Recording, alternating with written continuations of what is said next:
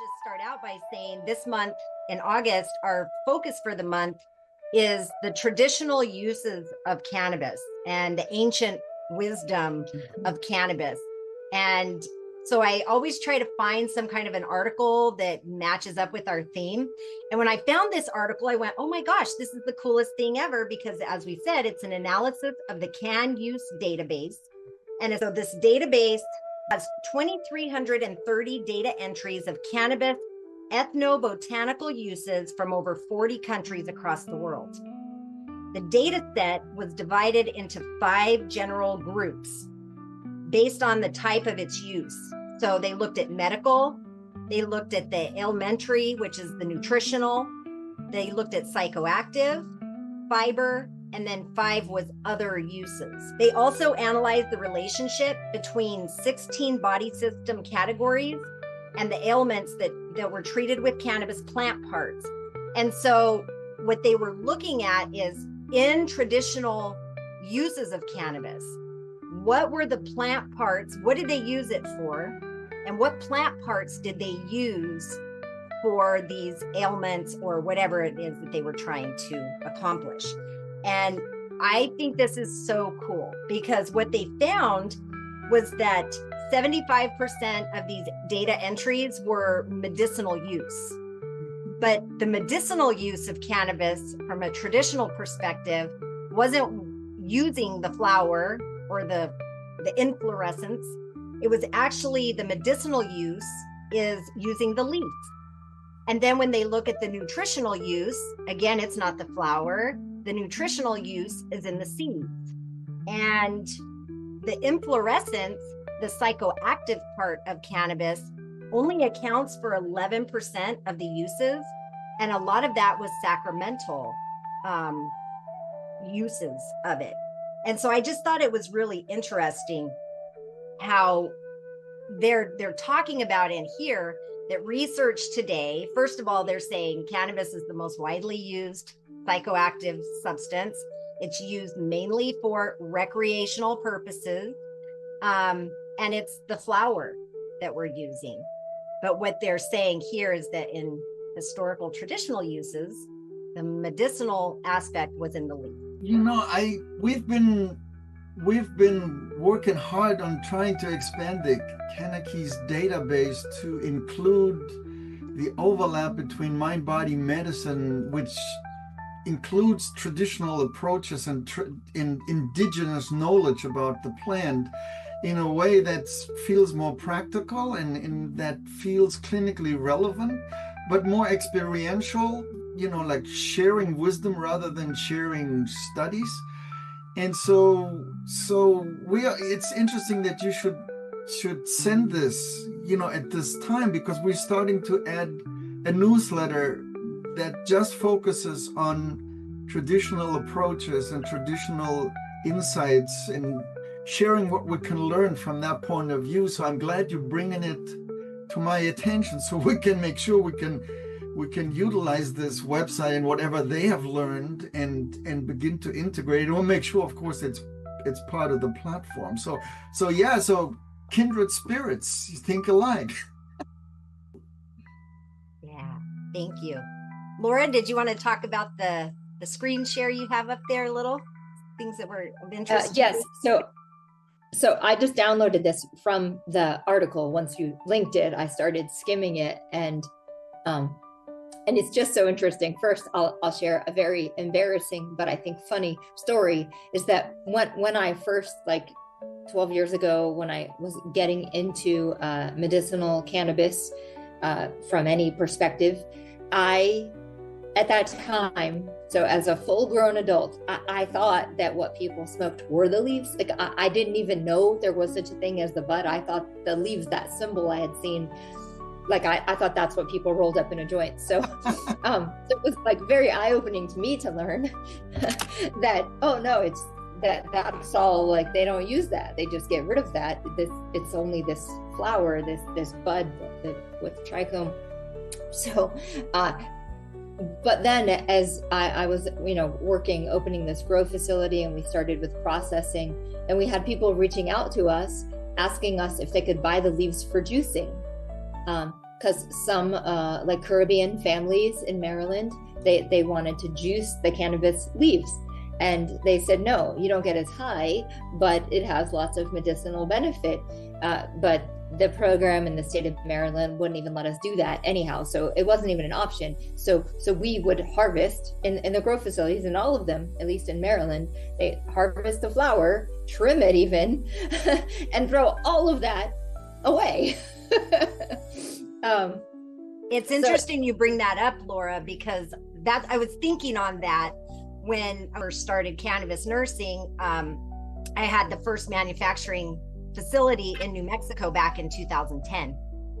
And just what you were saying, just exactly what you were saying. I sat there and watched them take all the leaves, cut them off, and throw them away. Big trash cans full of leaves just going in the trash. And then they would trim, and there's all this beautiful, like what I called salad, and they would throw that away. And so that's when I first came to them and said, hey, is it okay if I take these trash bags to the manufacturing facility from the cultivation? Can I take it and make topicals out of these leaves? And that salad trim that you have, I would love to use that to keef out and make edibles and stuff. And so it's interesting that you bring that up, because the industry today literally is throwing away the medicine parts of this plant, without the knowledge of the traditional knowledge of use. Go ahead. I didn't mean to jump in there. You excited. Oh no, that's perfect. When we were bagging flower to sell again in the grow facility and processing, the whole idea was to not have seeds, right? People didn't want seeds taking up their weight, but some people would be so excited if they got seeds. So it's just really interesting to think about, all the perspectives of where we come from. And more recently, because of the Maryland Task Force for Psychedelics, I've been actively engaging with sacramental and religious use and native use of psychedelics. And for some reason, that's bringing me back to the spiritual use of cannabis more, and wanting to focus more on that with people, than not just everybody get high, just use as much as you want. Just, not that I've ever been that way, but really like to more lively bring that up again. That's where my personal major interest lies, in the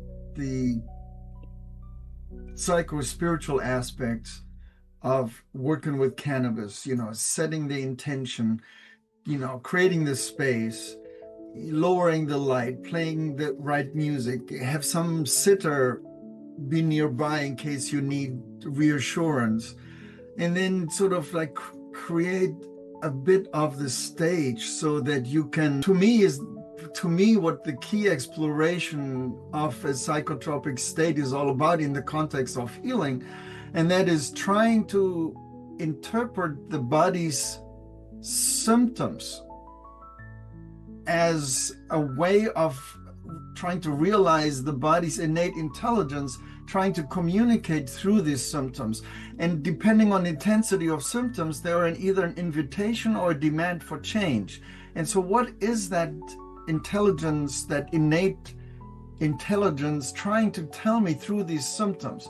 And so to create that stage and to allow for the psychotropic effect to take hold, and to begin to sort of like slow down enough where you can listen and to really understand. It's like, okay, so all this negative self-talk that I'm doing is really not helpful in the sense of trying to get where I want to go.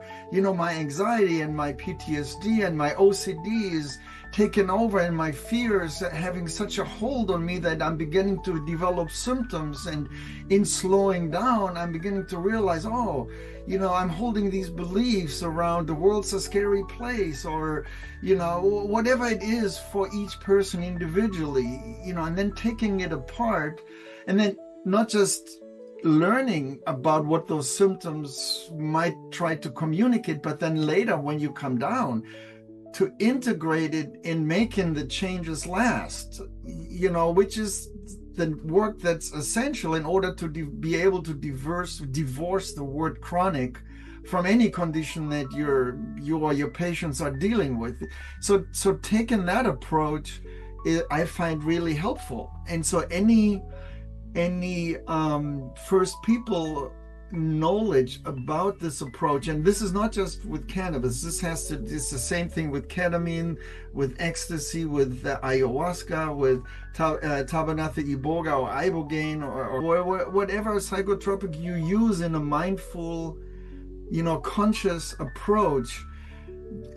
If you want healing to last, that needs to be part and parcel of the mechanism that you want to use in order to get where you want to go. And so, yeah, to me, that's really where it's at. And so how do we get patients on board? It's like, how do we get practitioners on board? And what's really nice to see is that most conferences that I go to, like I'm going to Brazil to go to one of the biggest ones, and it's really encouraging to see that probably a third of all research presented there has to do with psychotropic research with other teacher plants or other substances, but they're all coming to the same place. How do we, in that space, utilize the body's innate intelligence trying to communicate through symptoms? How do we interpret that? How do we apply that wisdom that's very individual, it's very personal, that's very intimate? And how do we apply that in a way that's meaningful and produces the lasting results that most chronic patients who've been dealing with this for 10, 15, 20 years are really looking for? And it's really nice to see how many patients and how many clinicians are open now to taking that approach. It's very encouraging. It's interesting because, as you were talking about, listening to your body, what do you need? Traditional healthcare just isn't that way. It's, it's like, take this pill. If you weigh this much, this is what your milligrams, it's just so straightforward. And so what you're talking about really is an evolution in healthcare that's coming back to wholeness. Yeah, there's a part in here on, it's on the introduction, page 2 of the article. It says, traditional knowledge is the result of centuries of experience and innovation. Mm-hmm. Practices of indigenous and local communities around the world were passed down from generation to generation and adapted to local culture and environment. And so, one of the things I used to say all the time was, the ways of the past are leading us into the ways of the future. Like, we have to look back to some of these things because a lot of this wisdom, generational wisdom, has been lost. I love what you were saying. One other thing had come to mind, I was born and raised in New Mexico around indigenous people. And my first experience with cannabis was actually one of my friends and her abuela, her grandmother. I was at their house playing, and I remember her saying, "Oh, mijo," she was telling her grandson, "Oh, mijo, go get me the green leaf for my alcohol." And so what I came to realize is that in a lot of the households, that the grandmothers would get just a cannabis leaf and they would put it in rubbing alcohol, and it turns the alcohol green. And so what they call it is green alcohol. But she said, "Oh, it's for my elbows, for my joints." She would put it on that way. So when I was, back in 2010, when I was trying to help the community understand what topicals were, after I was making medicines, and I would bring these topicals and they're like, "What do I do? Do I eat it? What is this?" I said, "No, it's like grandma's green alcohol, that you can use it on your skin as well." And so just to kind of think about that, we know that the CB2 receptors are in our skin now because of science, but the traditional wisdom said, put the leaf in that rubbing alcohol and you can get your arthritic pains.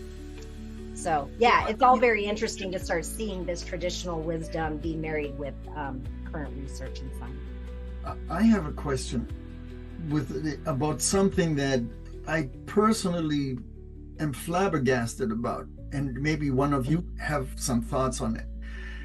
When I did it when I tried cannabis the first time, when I first came to California when I was in my 20s, I was laughing like crazy. It was just a really joyful,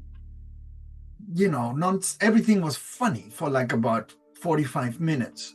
And I really liked that experience. It's just like, wow, a substance, an herb that makes you laugh, that brings out your sense of humor. And so I've been looking for that. And since the first experience, and even just until very recently, I've not been able to recreate this. So, and part of my story was, the THC content in plants has gotten so much higher that only perhaps the low concentration THC produces that effect, but even when I tried that, trying like 6% flower, it still didn't work. And then recently I got a sample from some gummies, and I took, because I wanted to learn more about THCV, because I really am interested in THCV and I'm writing about it. And so I took 25 milligrams of THCV, and it also had 20 milligrams of CBD. And again, this was like the first time in like 40 years. I laughed so hard that my belly started aching. It was, wow, this is, but here's what's even more flabbergasting, because we all know THC produces the euphoric effects through CB1. It's an agonist at CB1, a moderate agonist at CB1. But THCV is an antagonist at CB1. And so I always was very cautious about taking it, because if an agonist can produce euphoria at CB1, then an antagonist will induce dysphoria, which is one of the reasons why the synthetic version was banned in Europe, because people would have psychotic episodes with suicidal ideations, right? However, it seems like that it's dose dependent, and it also seemed like that there might be some individual sensitivities, because remember Michael Bakes, the guy who wrote The Cannabis Pharmacy? He told me that he took some THCV, and he didn't say how much, but he said he had the worst dysphoric experience ever, and so to me that's sort of like, okay, so it can give you a bad trip or a bad experience, but in this case it was the opposite. And so then I've been looking at the studies, and so it seems like it's dose dependent. So when a certain dose makes THCV an agonist at CB1, but at another dose it switches, it flips and becomes an agonist at CB1. But we don't really know where the dose threshold is. And so do you guys have any personal experience or hearsay along those lines? I would love to hear. I just have a question about, what about other cannabinoids? Like this THCV that you took wasn't just 25 milligrams of straight THCV, was it? It was isolated. They took 12.5 milligrams of THCV, 10 milligrams of CBD, and made a gummy of it.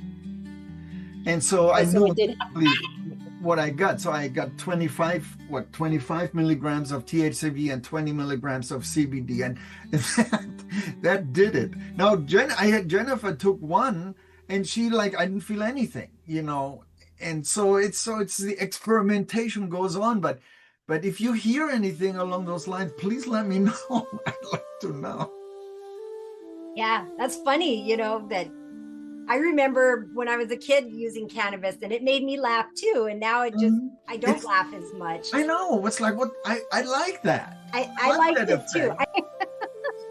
Yeah. So I think I'm going to go on an adventure and trying to explore what specifically it is for me that gives me, that opens me up or connects me to my deep sense of humor.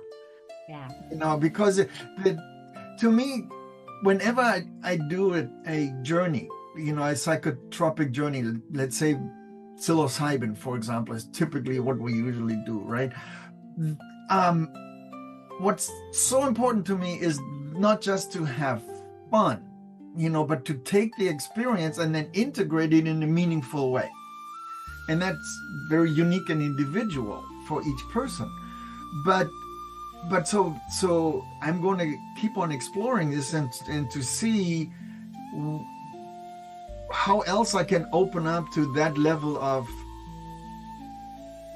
to that kind of sense of humor, where, it's not as silly kind of laughter, but just being so relaxed and so that mindset, what is it in my mind that positions itself to allow me to look at life with so much laughter in my heart, so that is my, that is sort of like the invitation I got from this gummy to, it's like, how else can you get there without the substance? What exactly was the space of frame of mind, the frame of heart that allowed you to feel this way, and so anyway, for what it's worth. No, I love it. And sometimes you just get tickled too, right? Something will hit you and it's so funny, and you're just with you and your friend and you laugh, and it's one of those you have to be there kind of thing.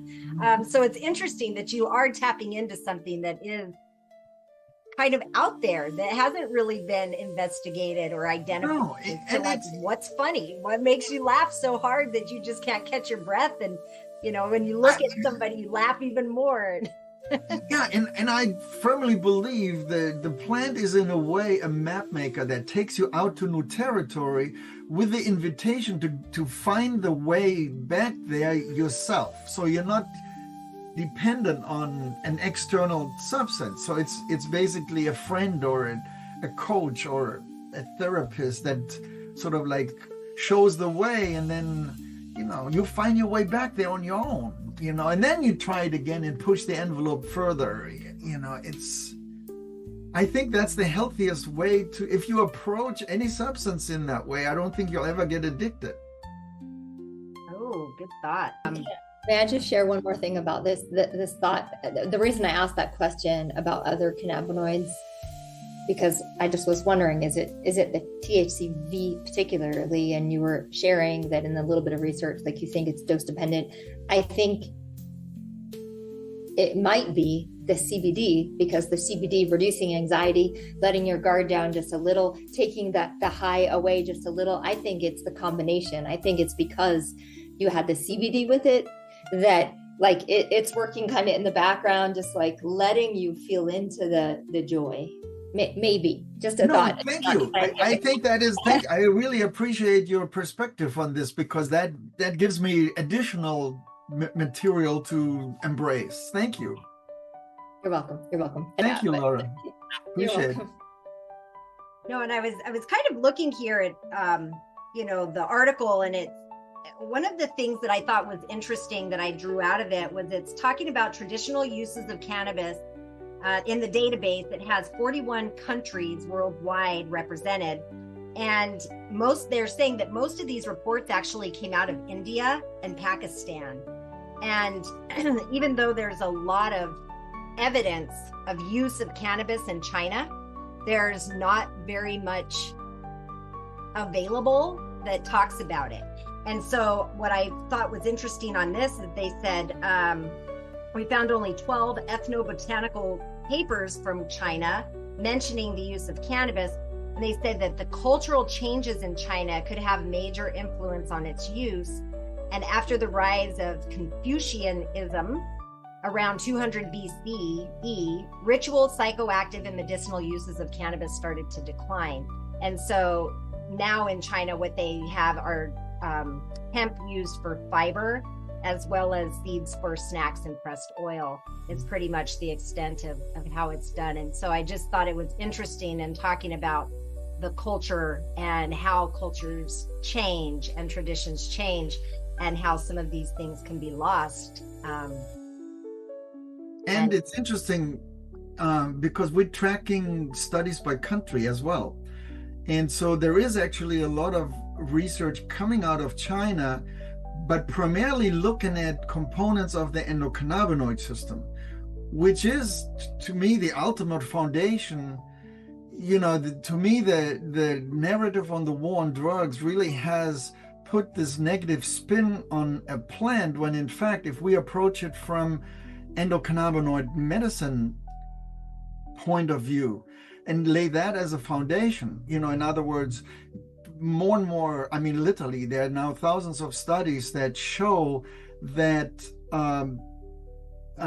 there's virtually no chronic condition that wouldn't benefit from modulating one of the 4 key components of the endocannabinoid system in order to induce therapeutic effects. In fact, suboptimal endocannabinoid signaling is part of the underlying pathology of virtually all chronic diseases. And so to take that focus back and to plug that into the forefront of the discussion on public health is a much better approach that allows us to be more open to not just utilizing cannabinoid-based therapeutics, but also modulators of the endocannabinoid dome, including the mind-body approach, and that is so clearly sourced in indigenous knowledge about the plant.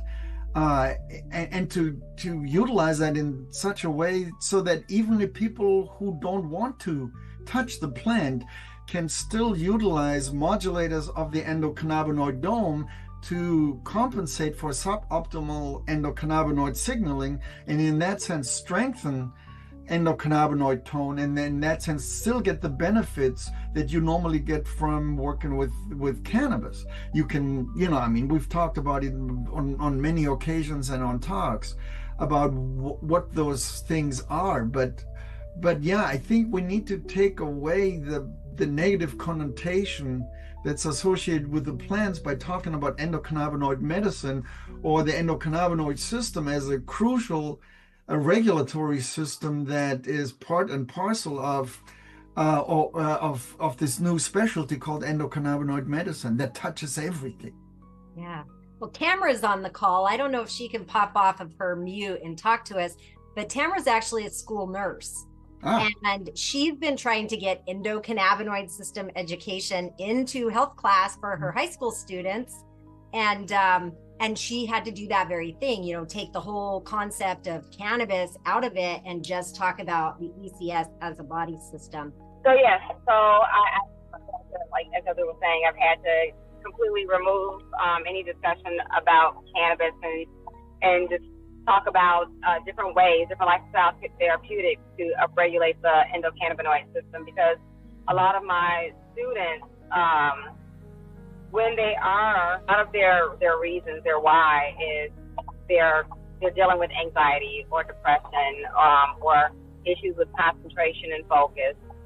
And so I've really been working on getting my administrators to allow me to teach the students about their endocannabinoid system so that we can, so that I can teach them how to modulate it with lifestyle therapeutics. So I am in the process of working on a presentation so that I could bring it to them. And I'm kind of going through the back door with this, is the way that I'm doing it. So the presentation is really more so about breath work. And then before I, talk about breath work, I'm going to talk to them about, give them some information on the ECS, and then say, hey, this is one way that we can upregulate or modulate the ECS for better health.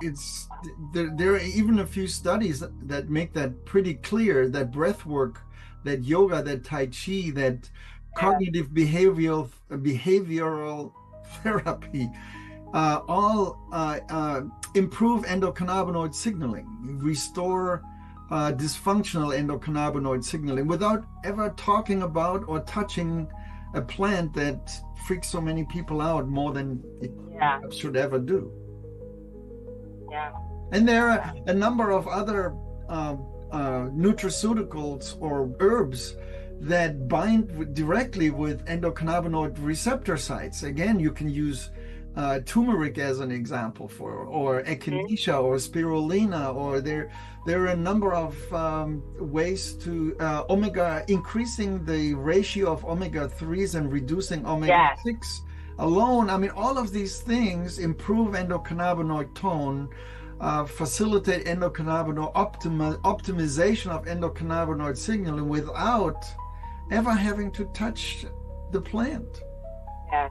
I just spoke with a parent today about turmeric and flax seeds and chia seeds and Exactly. I mean, flaxseed is great for omega-3s. Yeah. Yeah, that's really interesting too, that we're bringing up the fact that the use of the term cannabis is needing to be eliminated, right? And so it's the word weed, cannabis, or whatever it is. But one of the interesting parts that comes out of this article and the database is it says, because cannabis has been used by humans worldwide for thousands of years and for a variety of purposes, we also find many popular or vernacular names for it. And so they did in this database, it looks like it says we can find over 40 names for cannabis in the Sanskrit language. Mm-hmm. It is therefore not surprising that the database contains 211 vernacular names. The highest diversity of names is found in references from India, which has 56 different names for cannabis. South Africa has 34 different names, and Pakistan. And basically, he said that the overall most frequent name is Bang, the BHANG, that 46% of the terminology is that word Bang. So maybe we just need to stop calling it cannabis and call it Bang, and then bang, bang, we got you. You're learning about this plant. The other thing that's, to me, interesting is that when you talk about it in terms of that the human body actually makes its own version of cannabis. You know, we all know the names of that. And that has nothing to do with cannabis. It just, and if you don't have enough of that compound in your system, you make yourself vulnerable to develop a slew of chronic diseases, which, interestingly enough, is just the body's intelligence trying to communicate to you what it is that you need or what it is that you try to need to stop. You know, in terms of what you do, as far as you construct your internal dialogue, the beliefs you hold, the choices you make, the kinds of food you eat, the activities you engage on, the relationships you have, the connections you have with people, you have with nature, whatever it is that comes up for you that needs addressing. And so in that sense, it brings us back to what's going on the inside and listening to that voice that is that innate intelligence talking through symptoms. I mean, it'd be funny, it'd be disconcerting if that voice comes like a booming voice out of the sky. We would freak out. So what's the innate intelligence of the body gonna do? It's gonna have to sort of like, okay, so how is she or he gonna pick up on what we're trying to tell them? I mean, when it comes to smoking, okay, stop smoking, it hurts your lung. I mean, that's pretty straightforward.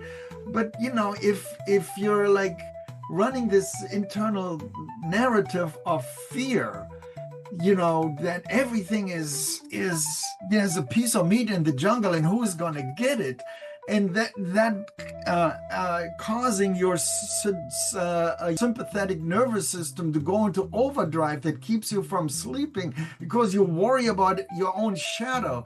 How are you going to communicate that and talk about? You need to shift the way you talk to yourself. You need to shift this belief or that belief, or and so there are some symptoms that can draw your attention to it, like there's a whole slew of them in the anxiety disorders that you can pick them apart, and if you look if you were to zoom in, you'll find a lot of common denominators between all of those symptoms and what the innate intelligence of the body is trying to communicate. And we haven't even talked about cannabis. Right. Well, it's really interesting. As you're saying that, I'm thinking here, right, you're preaching to the choir, because here we know this, and we support this, and we value this. I think an opportunity or a challenge for us as cannabis nurses, like in this work, is like at almost every person that calls me for a consultation is like, hi, which gummy should I take? Hi, which strain should I smoke? Hi, which pill should I, right? I've tried all of this. I'm not getting high enough. What should I take? And that's conversation. This is what I like. It's so routine. And again, I think it's not only me on this call that would say this to a person. Is usually I'm like, well, hold up, let's back up a little. Tell me. Do you have a sleep routine? Do you do anything to support your, any type of breath work? Do you have a social system? What do you eat? Do you poop? How's your gut? And they're like, you're the cannabis nurse. Just tell me which gummy to buy. And I'm like, I can't, not yet. If you want that, just go to the dispensary or go ask somebody else. Like, that's not my job. My job is to teach you. And I don't even want to tell you. I can't even really tell you unless they're like, in hospice, they're really on their deathbed and nothing's, we're not going to change a lot. But these chronic people, I'm like, first do this for 2 weeks and then call me back. And then we'll talk about cannabis or psilocybin. But, are especially in the US, which I think, as you were demonstrating from the article, that the breadth of the use of cannabis, but in the US for sure, so many of us Americans are just quick fix, pop a pill, Yeah, we've been taught, the Western world has been taught, you have a symptom, give me a pill, and the thing is gone. It's only after you've had a chronic issue for 30 years and all the orthodox approach is giving you an ever-growing list of pharmaceuticals, each with their own side effects, realizing that approach is not working. And at that point, if they want to live, they open up to new possibilities. If they use a psychotropic experience, hopefully they'll bring that to the session. It's like, I learned when I saw that, I saw this, I saw that, and that happened, and this, and there was a connection, and okay, now we got something to work with, and now you can make some inroads that is hopefully going to produce some lasting, healing, and so it's the right approach to take a holistic perspective on this, and it's encouraging to see more and more. More and more, I mean, nurses have always been more open to that than physicians, but it's even there, it's shifting. And especially in those, among those clinicians that deal with chronic patient populations, because they're frustrated too. They want to be good at their job. They want to produce, the best healing results as possible. And they too understand, it takes engagement.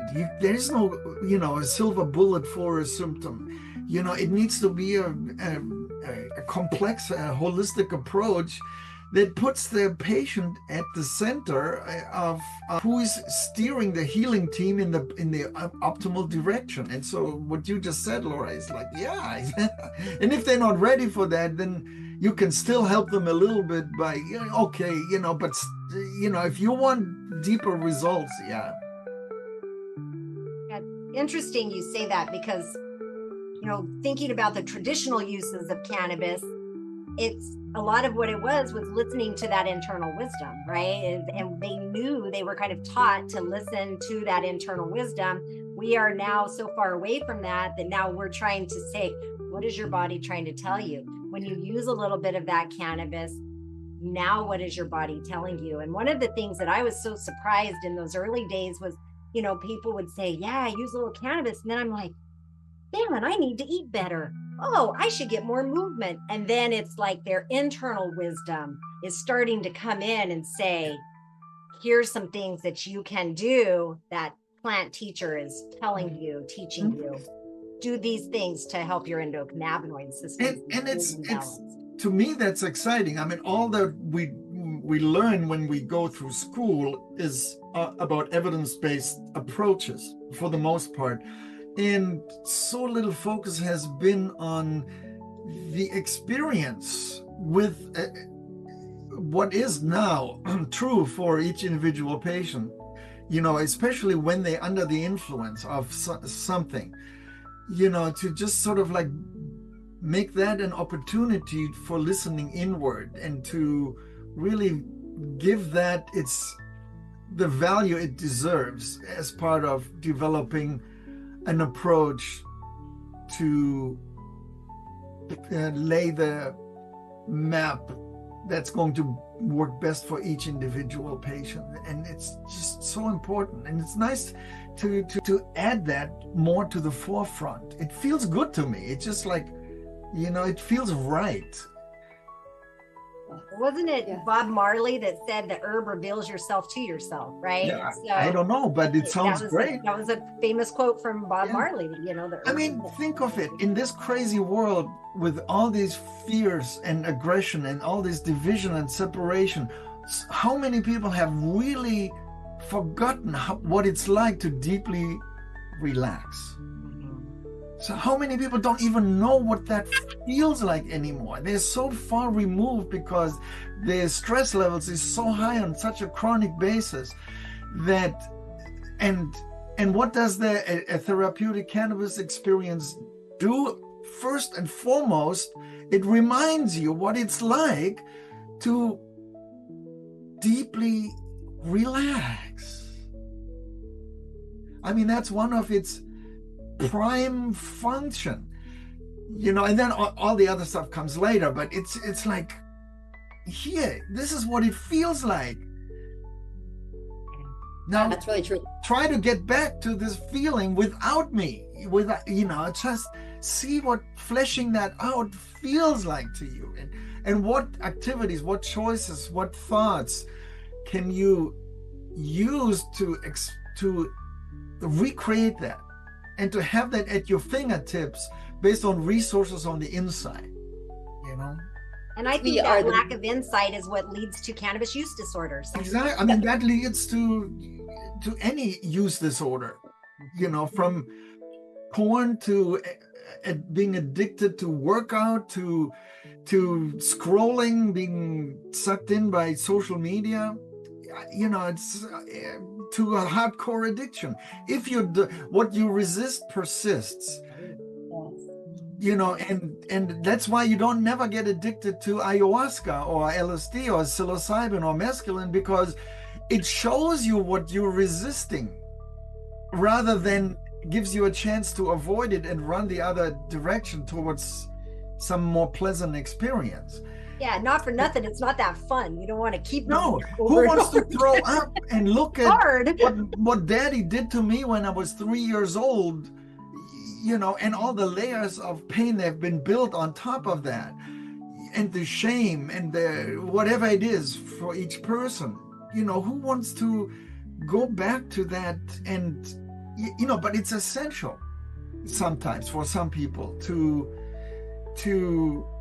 revisit that and to reframe it and to give the child what it didn't get at the time from the adult perspective or from the psychotropic experience, so that it can be deep down, and then all the layers of the onions of horrific things that we've built to cope with it can fall apart so much easier, and all the symptoms behind it and associated with can fall apart so much easier as well.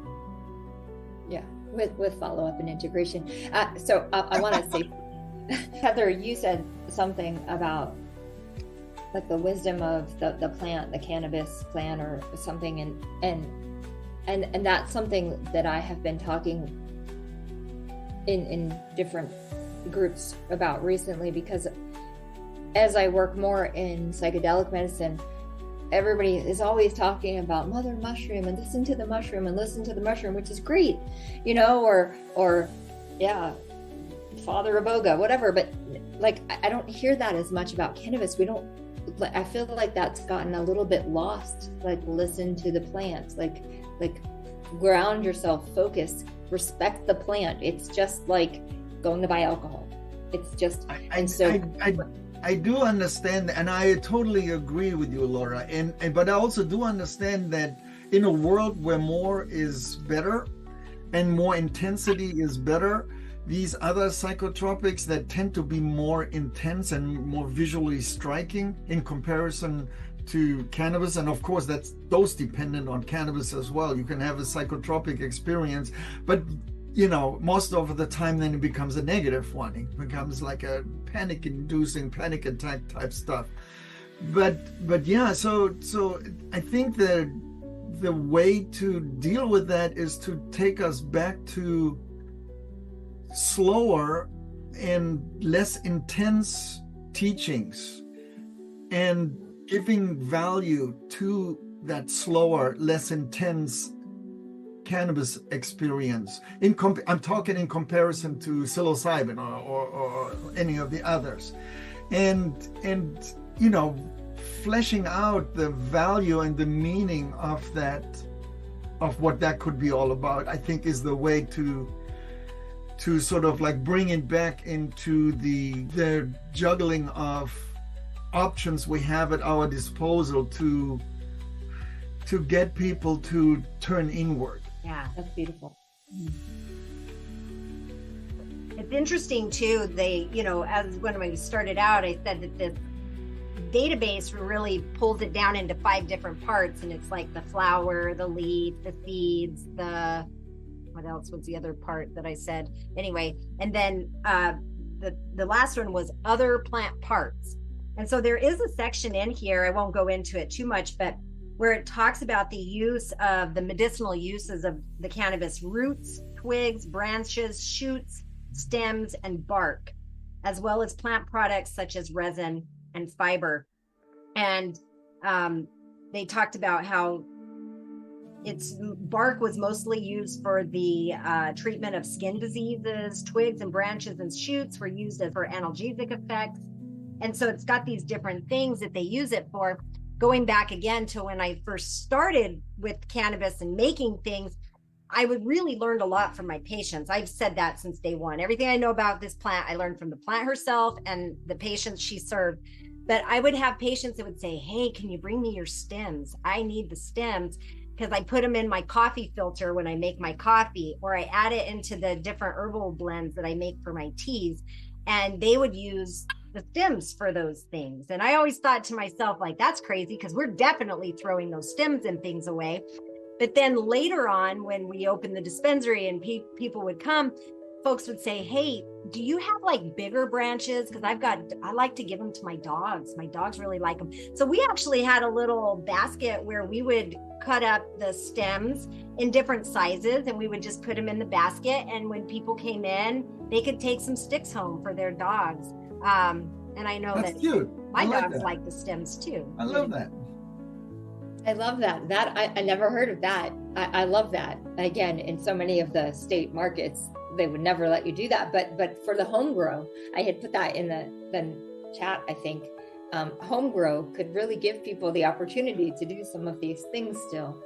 My favorite one is juicing fan leaves that you pull out anyway to have more sun come to the middle of it, so the flowers get bigger.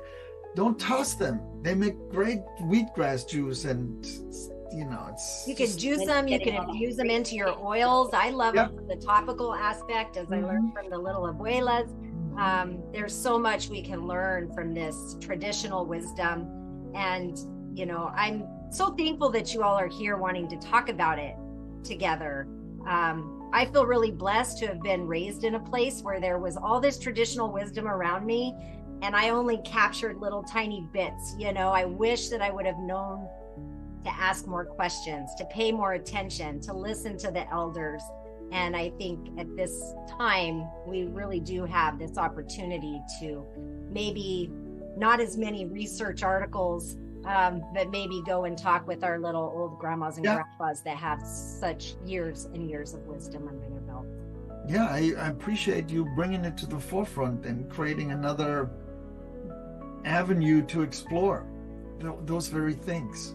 Thank you for being here. And I just want to acknowledge that this isn't Dave Rosenthal. This is Uva Blushing. So his little tag. I don't know how to change watching it later. I don't know how to change the name.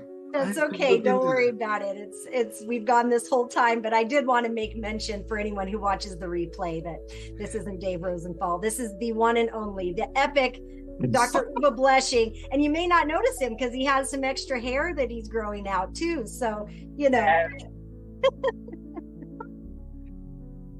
Well, I love thanks, you Eda. guys. Yeah.